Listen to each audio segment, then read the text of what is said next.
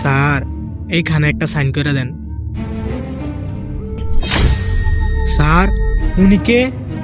আরে উনি তোমার ভাবি, আমার ওয়াইফ।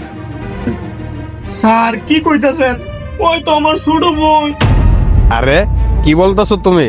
মাথা মধ্যে কি ঠিক আছে?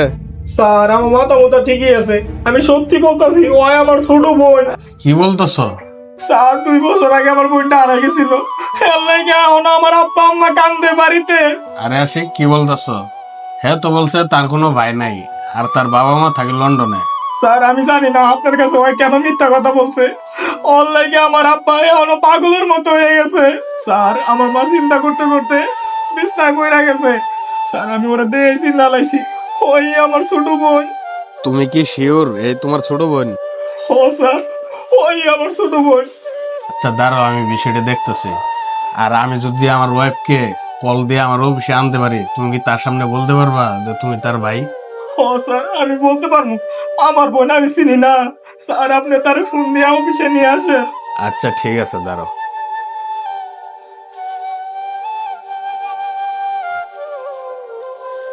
হ্যালো মিম, কোথায় আছো তুমি? আমি তো এখন বাসায় আছি। কেন? আচ্ছা একটু 5 মিনিটের ভিতরে আমার অফিসে আসো তো। আচ্ছা ঠিক আছে, আসতেছি। আচ্ছা আসো। কি হয়েছে? এত ইমার্জেন্সি কেন ডাকলা?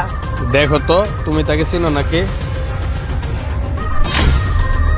আরে না, কি বলতেছ? আমি তো কি চিনি না। কি রে মিম, তুই এসব কথা বলছিস কেন? স্যার আমি জানি না ওই কেন মিছা কথা কইতাছে। স্যার আমি কসম কইরা কইতাছি হয় আমার ছোট বোন। স্যার আমারে বিশ্বাস না করলে আপনি আমার বাড়িতে কল দিয়ে দেন। অনলাইনে চিন্তা করতে করতে আমার মাও অসুস্থ হয়ে গেছে, আমার বাবা পাগলের মতো হয়ে গেছে। স্যার বিশ্বাস না করলে আমার আব্বার একটু কল দেন। আচ্ছা আশিক তুমি শান্ত হও। আর মিম, তুমি না বলছিলা তোমার আব্বা কোথায় থাকে?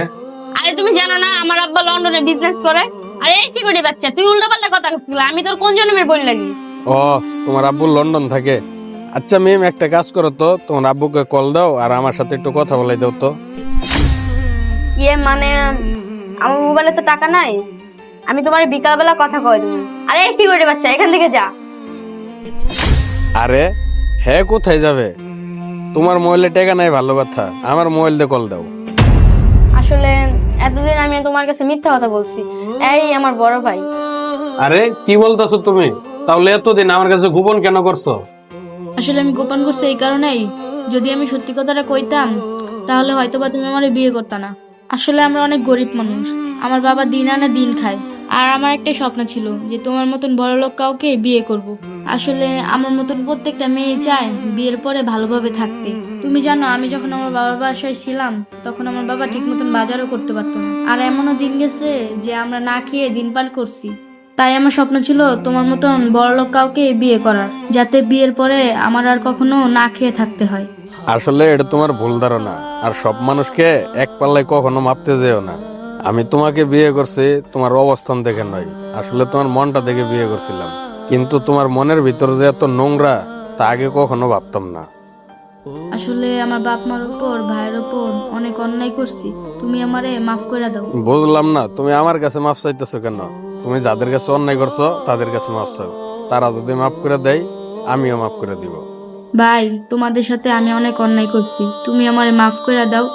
আর আমারও মন চায় আব্বা আমার লগে কথা কইতে আর দেখা করতে। বোন, তুই আঙ্গর ছোট বোন, তুই আঙ্গর কাছে কোনো অন্যায় করস নাই। বোন তোরা যে আমরা খুঁজে পাইছি, আর আব্বা আম্মা যদি জানে তারা অনেক খুশি হইব। আচ্ছা ঠিক আছে, বাদ দাও। আর মিম, তুমি বাসায় যাও, বাসায় গিয়ে কাপড়গুলা গোছাই নাও। আমি সহ কালকে তোমাদের বাড়িতে যাব। কি বলো, সত্যি আমাকে বাইর যাবা? হ্যাঁ সত্যি যাইব। আর আশিক সাহেব, আপনি যান, গাড়ি ঠাড়ি সব রেডি করে রাখেন। আচ্ছা স্যার। আচ্ছা। আর মিম তুমি এখনো বই রয়েছো কে? তাড়াতাড়ি যাও। আচ্ছা ঠিক আছে, যাইতাছি। বন্ধুরা, এরকম নতুন নতুন ভিডিও পেতে হলে আমাদের পেজটি ফলো দিয়ে রাখুন। আর আমাদের ভিডিওটি যদি একটু ভালো লাগে অবশ্যই লাইক কমেন্ট শেয়ার দিয়ে পাশে থাকবেন। ধন্যবাদ।